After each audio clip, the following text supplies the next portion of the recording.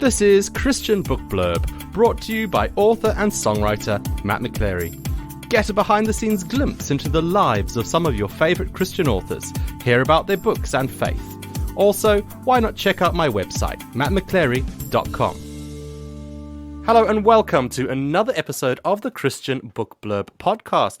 This is a podcast to encourage you and to help you grow in your discipleship as we meet some amazing Christian authors and learn about their books, their lives, and their faith. I am your host, Matt McChlery, and today we're going to be speaking to the author Annie Try. Hi, Annie.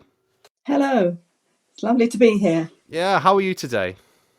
I'm good, thank you. Yes. Good. Thank you so much for joining us.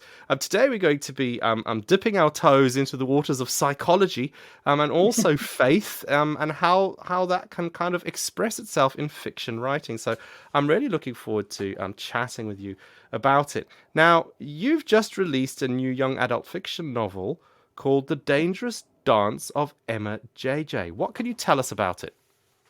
All right. Well, my publishers describe this in their information as a powerful story of resilience and faith, which is quite pleasing. It's about a girl called Emma who has a journey through care. So she's been in the care system for most of her life, and she is trying to find herself really when she's 15. She's got lots of unanswered questions about her heritage and this sort of thing. And it leads her onto quite a difficult journey as when she finds out the truth, she finds that she's actually in quite a lot of danger. So that's really the story in a nutshell. Okay. Why dangerous dance? Is that just because she discovers she's in danger? And why the dance element? Well, she loves dancing. That's her passion. And when she seeks for who she is, she finds out that is in jeopardy.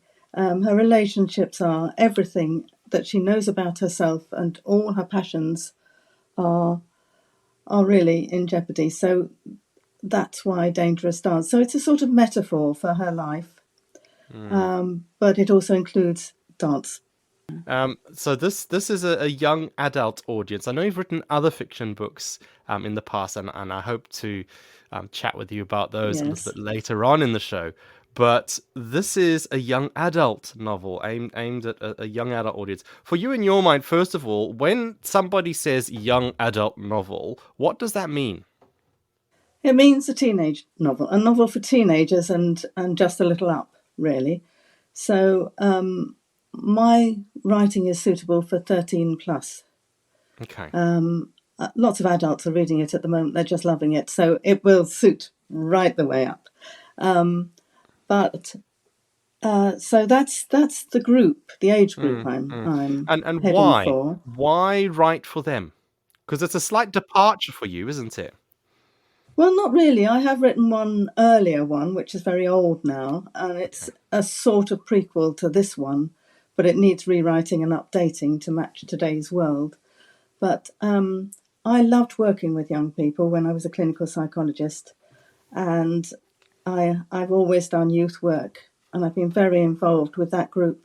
And I've got grandchildren now who are in that age group, and it just sort of fell together that I was writing about a 15-year-old to that sort of group. Yeah. So you mentioned your background in psychology. How does that impact or influence your writing?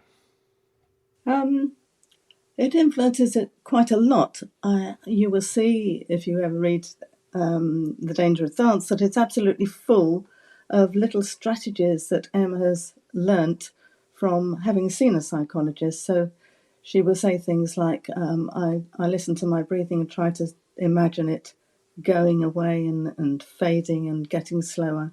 And I don't know which psychologist taught me that, but sometimes she doesn't even say anything about a psychologist. She just uses a strategy. So that's sort of woven within it. And the same with my other books when we get to talking about those. So I've very much used it more explicitly there because Dr. Mike Lewis, the protagonist in those three books, is a clinical psychologist. So it's been easy So, to include it. so apart from adding sort of nuance and detail to the plot or the character in the novel, would you say having that undercurrent of sort of background from psychology, that people can actually be helped by reading your books, or does it more just sort of filter into the character building itself? No, they can be helped.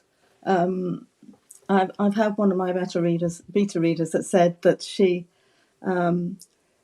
was interested to see all this subtle therapy throughout, and I think that's partly my aim, that a teen who feels like that will find that not only that it's something that people will experience when they're anxious or when they're having difficulties, but that there are ways out. So I hope that happens.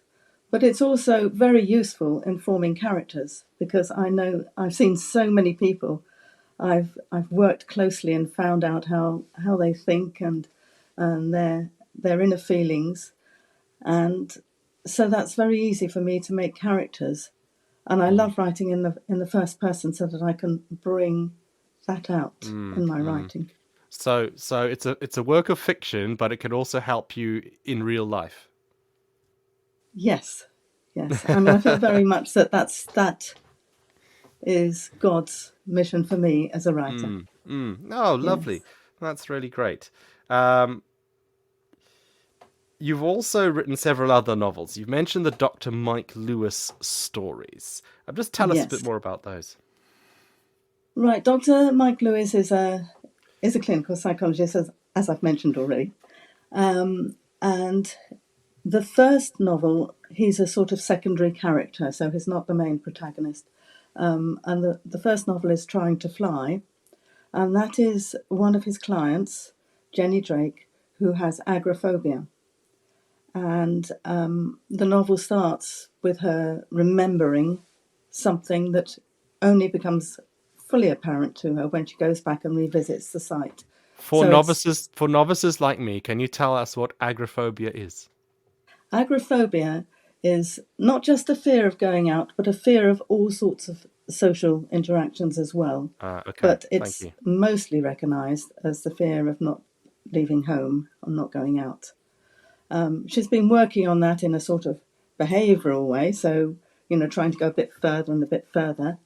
But Dr. Mike Lewis wants to look much deeper and find out the cause of this. And looking at that actually leads her to find a mystery, which she goes on to solve with the help of a new friend, Jim. So it's a book with a little bit of danger, quite a lot of danger towards the end, and but there's a bit of romance, a slightly romantic friendship that develops. And she's a middle-aged lady, always been single, always looked after her parents. So that's her story, and with the psychologist almost in the background that she refers to every now and again, and there's one or two visits to him. The next one, which is Out of Silence, is a different client. It's a mute boy. He's referred to the adult services as a young man because he looks like an adult, and he can't talk, and he turns out to be an asylum seeker, and he has been smuggled in to Britain, and the Home Office want all sorts of information from him, which he can't give because he's completely mute. So what's the title of that book? What's the title of that book? That is Out of Silence. Out of Silence. So you've got a very silent boy, and it's how he comes out of it. We've got an inkling as we go through that, a lot of information about the psychologist himself and how he has coped with his own grief. So the stories run in parallel as he works with the client. And there's an art therapist that is part of that work, that works with him as well. So that in a nutshell, without giving anything away. Yeah, no, good. Is that one. The third one is Red Cabbage Blue. This is a 22-year-old girl who will only eat blue things, will only wear blue clothes, will only have blue paint on her wall. She's completely fixated on blue. And she's also a client of Dr. Mike Lewis, he also works with the art therapist with her. And she also uncovers a secret within her family, which she sets out to try and resolve the mystery that comes with that secret. So, all interesting stuff. It's showing people who have mental health difficulties that, in fact, they're more than that. They're not just somebody who goes off and sees a psychologist and that's their life, or spends their time with a psychiatrist. They've got other lives. And some of them can be very interesting lives. And of course, these aren't based on real people. These are fictional clients. Fictional people, yeah. And so yes. we've seen how psychology kind of weaves its way into your storytelling. How do you include faith within the story? All my stories have a little bit of faith somewhere in them, yes. They're all written from a Christian viewpoint, obviously. But, for example, in Trying to Fly, the friend that she makes, Jim, he is a Christian, and she is completely bowled over by the way that he has sacrificed his life to look after his nephew with learning difficulties. And yes, there's a little bit in there, and it revives her faith to a certain extent. So it kind of asks questions in a way. It's not too That's preachy right. or heavy-handed, is it? Oh no, it's not preachy. No. Okay. I think the lightest touch is probably with Red Cabbage Blue, where the faith bit really comes through her remembering things her grandmother would say, and finding a bookmark near the end that gives her a text. Yeah, so there's that little bit in there. And with Out of Silence, it's very much that Mike Lewis recognises that his own faith has lapsed, so that's a little bit more overt. And he envies his wife, who's been able to come to terms with the death of their son. And how about in The Dangerous Dance of Emma J.J.? Where does faith fit into that story? Faith is there from the beginning, in that the friend of Emma prays for her and says so. And she starts to go to church just occasionally with this friend, but can't cope with a whole service. And then at one point she really feels like she needs to find her own identity and what she believes. And that's when she goes off to church on her own. So that's it, really. I mean, it does go on a bit, but we'll leave it there. Yeah, no, that's fine. You don't have to give too much away. You obviously want people to read the books. Yes.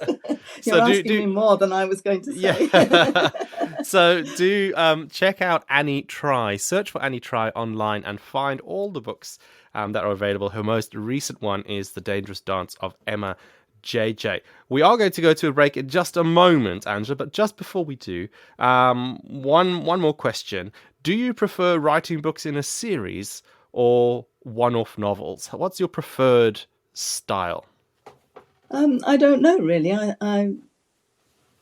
I like writing series, but it's very hard work. So everything has to match and move on and be consistent for them. So each of my novels will stand alone, even though there are three in the Dr. Mike Lewis stories. But I've had to match everything up for anyone who wants to read them in order and everything. So it's hard work, but it's quite challenging, and I enjoy challenge. There will be a one-off one that comes in the future, because it just completely stands alone. So that's one I'm working on at the moment. There will probably be a follow-up to Dangerous Dance, because we need more of her story. And I think I can manage that. That's excellent. I like both. I like all writing, really. Yeah. That's great. We will be continuing our conversation with the author Annie Try after this break, where we'll be finding out a little bit more about Annie, what she gets up to, what she enjoys, favorite hobbies, that kind of thing. So do join us after this. If you enjoy listening to this podcast, you can help keep it on the web. All you've got to do is buy me a coffee. Head over to buymeacoffee.com/Matt McChlery to make a donation. There is a link in this episode's show notes. So go on, buy me a coffee today and help this podcast to keep supporting Christian books and authors.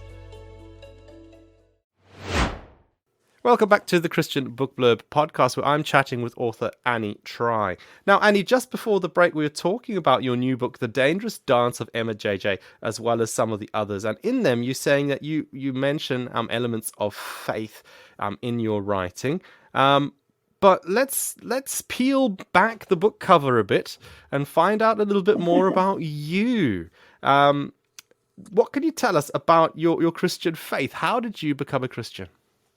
All right. Well, how I became a Christian was, first of all, by sort of osmosis, because I went to Sunday school and, I was sent to Sunday school. I don't think my parents at that point were Christians, but I was sent to Sunday school as a child, and I can remember having a favourite hymn, Dear Lord and Father of Mankind, that I would sing in the garden on the swing.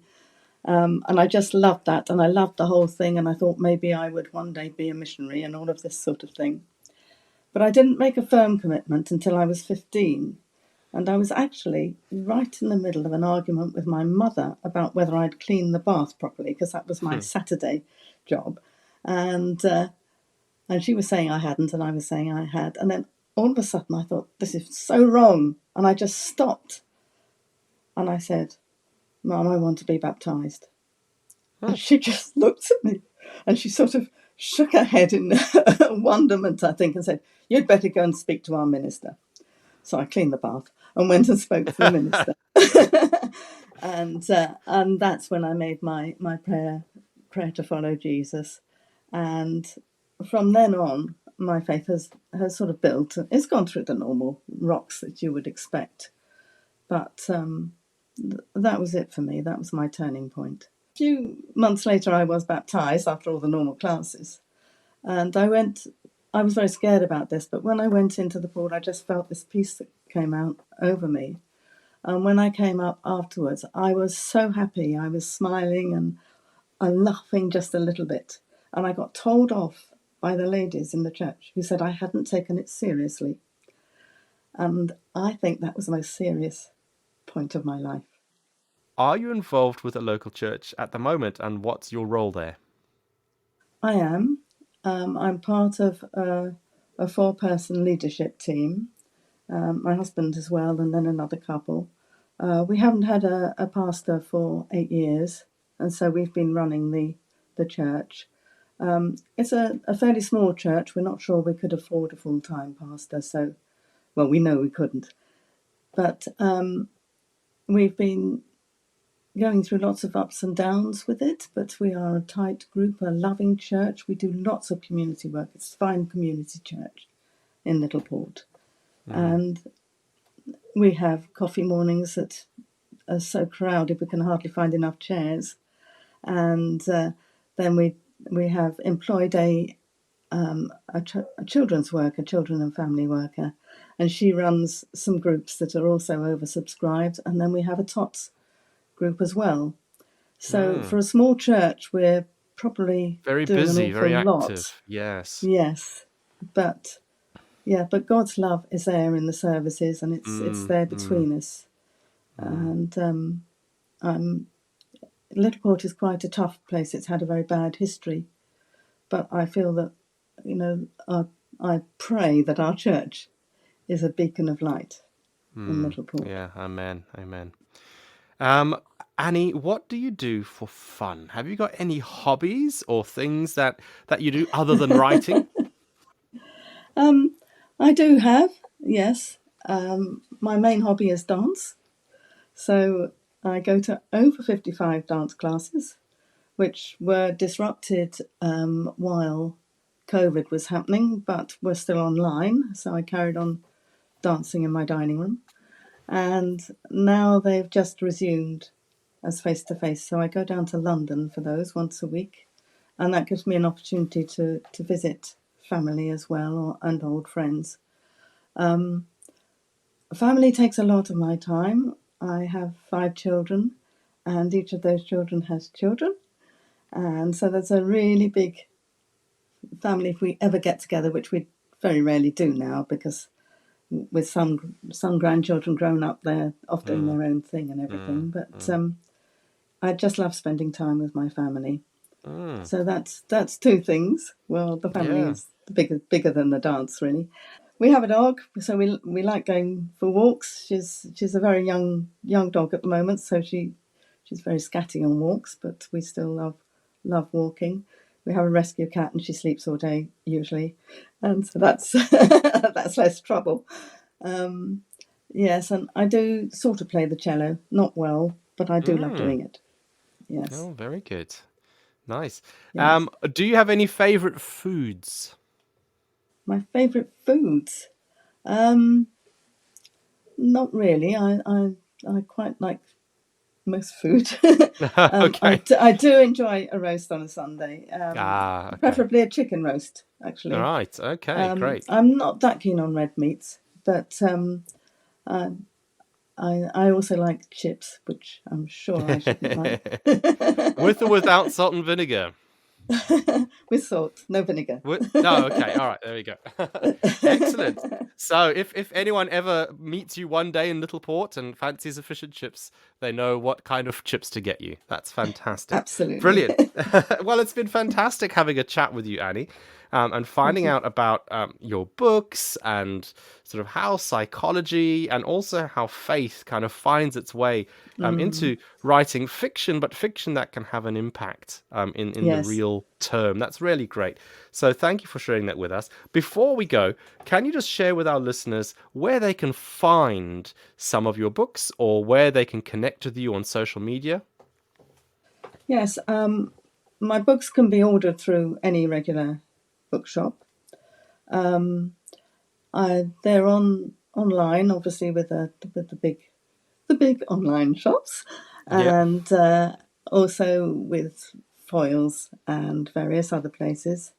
Yes, and then I have a website. My website is www.annie-try.co.uk. I'm on Twitter as @Annie_try. I'm on Instagram as author Annie Try, and a Facebook page is Annie Try. So excellent. So that's how you get hold of me or follow me or whatever. Yes. Thank you. And just for the benefit of our listeners, I will be putting a link to Annie's website in the show description of this episode. So all you need to do is have a look underneath the little box that you're listening to this in now, and there'll be a link to her website, so you can click on that and make your way over there to find out more about her and, of course, where you can find her excellent books. Well, Annie, that just leaves me to say thank you so much for joining me today. Thank you for chatting and sharing about your writing and your life. It's been really fascinating, so thank you. Well, thank you for inviting me. It's been good.